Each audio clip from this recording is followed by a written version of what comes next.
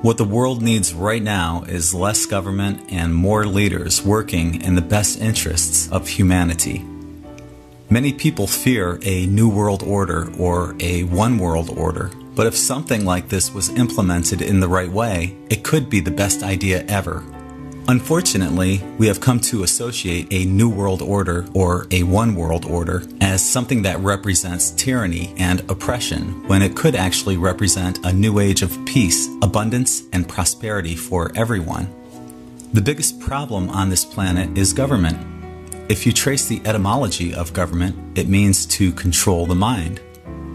In the United States, it seems like everything the government tried to run inevitably fails. Look no further than the post office or the takeover of General Motors. So the word government would be eliminated, while the actual principle behind government would be replaced with a tribunal or council of elders representing all races and ethnicities who would work solely in the best interests of humanity. There would no longer be any 2 or 4 year term limits. We could vote on them every month if we wanted to. These elders would be 100% transparent and accountable each and every month. The minute they stop working in humanity's best interests, they're fired, plain and simple. With the elimination of government, all patents, both public and suppressed, would be released, which would instantly transform this world into a new paradigm and would make the days we're currently living in seem like the Stone Age. According to Dr. Leonard Caldwell, there are over 300 cures for cancer, but most doctors are required by law to use surgery, radiation, or chemotherapy before any proven holistic measures, such as the Rife machine, THC oil, etc. This is but one small example of how beneficial technology and ideas have been suppressed from us, all in the interests of money, greed, and eugenics. In 1893, Nikola Tesla powered the Chicago's World Fair on free energy. His financier, J.P. Morgan, asked Tesla how he could charge people for this energy. Tesla stated it was free energy and that it could not be regulated. From that point forward, Morgan suppressed this idea because Morgan believed that he who controls the energy controls the power. As we know, Morgan became one of the founding fathers of the world's biggest Ponzi scheme, the Federal Reserve. Stanley Meyer invented a car that could go from coast to coast in the United States on 22 gallons of water. It could be any water: salt water, lake water, tap water, compressed snow, etc. Meyer was offered $1 billion from the automotive industry, but turned it down because he wanted this invention to go out to the people.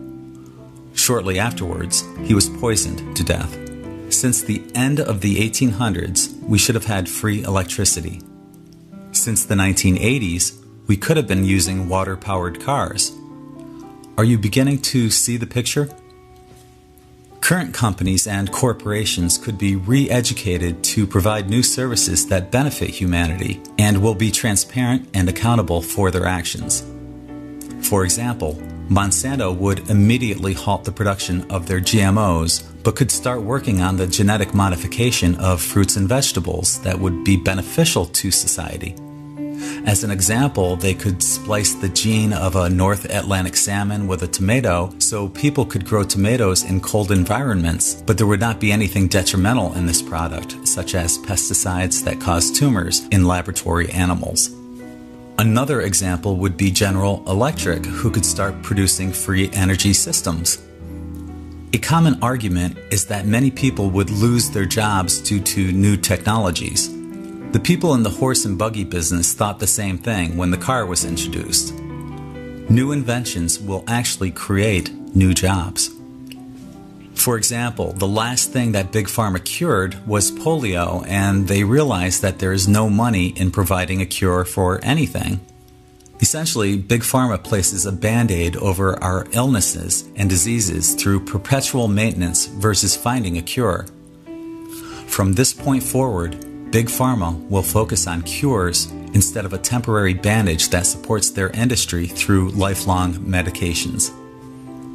A new breed of doctors will emerge who place holistic treatment ahead of anything else. In time, the big pharma doctor will either need to learn holistic medicine or will be phased out of existence. Of course, there are some things that cannot be cured and need maintenance through big pharma. But instead of using holistic treatment as a last resort, it will become the primary option. Most laws would be reduced to universal laws, where as long as you're not harming yourself or others, you are free to do as you please. There probably should be a few sub-laws, such as speed limits in neighborhoods where there are families, but generally all laws are based on respect for one another. Our police officers would once again become peace officers, and their main job would no longer be enforcing maritime code, but supporting peace. Similar to the Council of Elders, the peace officers will be held accountable for their actions and can be immediately replaced by someone who is willing to work in the best interests of humanity. Violators of any laws would be placed in a re-educational facility and would receive education on how to assimilate into this new society. Additionally, they would also provide free labor in producing new technologies that would benefit everyone, including themselves, upon release. A common language among all people should be implemented so we are able to communicate with one another across the world. This doesn't mean that it will be the only language, but it will be the language that everyone can understand and comprehend. Through the Venus Project, it has been proven that everyone can live in abundance and prosperity without the need for money. So money will be phased out as we no longer are economic slaves and are able to pursue our true divine reasons for being here. In time, most people will develop hobbies and interests that will help to support this new economy, but it starts without the need for individual gain or financial superiority over anyone else. All new ideas will immediately become open source, where if someone else has a better way or a modification of what you invented or created, then that idea is free for anyone to use, implement, or recreate into something better.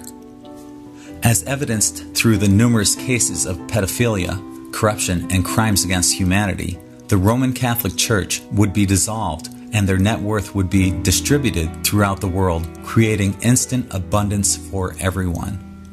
The Roman Catholic Church has enough net worth to feed, clothe, and shelter everyone on this planet. So one must ask themselves, why is there starvation and homelessness? Just like all governments, the Roman Catholic Church is more into subservience, control, and conformity than it is honoring the word of their texts. In the ideal world, all religious texts would boil down to 4 words: love everyone, respect everything. Our educational system would be tailored to each child's strengths and needs versus clumping all children into one educational format.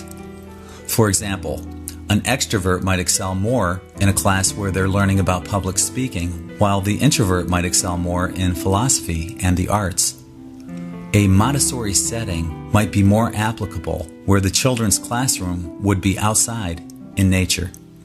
Innate abilities, such as clairvoyance, would not be ridiculed, but would be encouraged, as we are all born with unique gifts and abilities.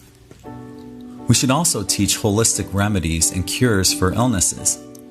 For example, Big Pharma recommends heartburn medications, such as Rolaids, Tums, and Pepcid AC.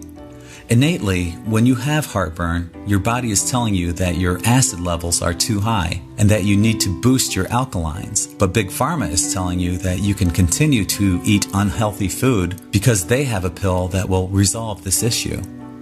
We're not being taught how to listen to our bodies or how to resolve these issues without the need for Big Pharma. A complete revision of history needs to be rewritten, not by the winner who always seems to record history, but from every perspective without propaganda.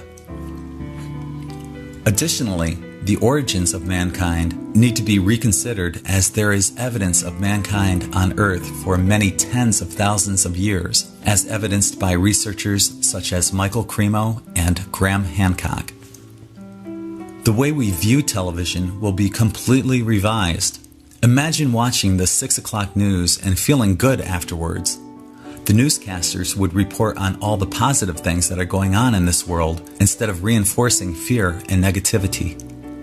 If there were any commercials, they would be for ideas and products that would benefit humanity versus selling us crap that we don't need or something that is designed to be made under the premise of controlled obsolescence, which forces us to buy the newer version every couple of years.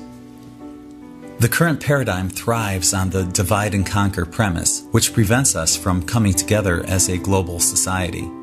Before anything, we all need to put aside any and all differences to unite, because once the bottom of the pyramid unites, the rest will collapse. One thing that will need to be determined and defined is what the best interests of humanity would be.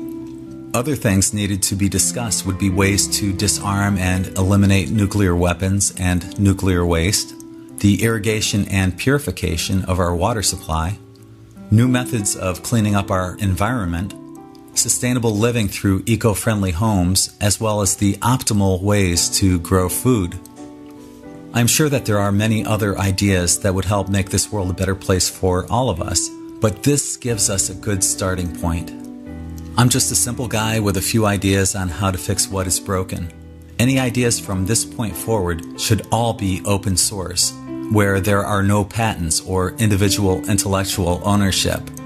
We all need to work in the best interests of humanity and not for our own materialistic interests, because the path that we're heading is completely unsustainable.